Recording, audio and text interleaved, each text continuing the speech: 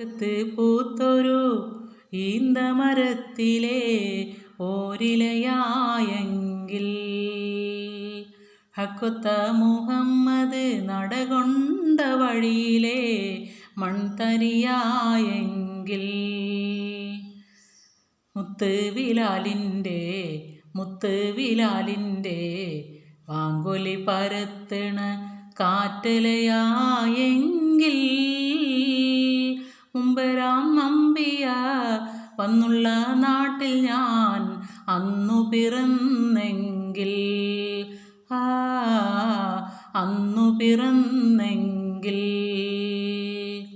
മക്കത്ത് പൂത്തൊരു ഈന്ത മരത്തിലെ ഓരിലയായെങ്കിൽ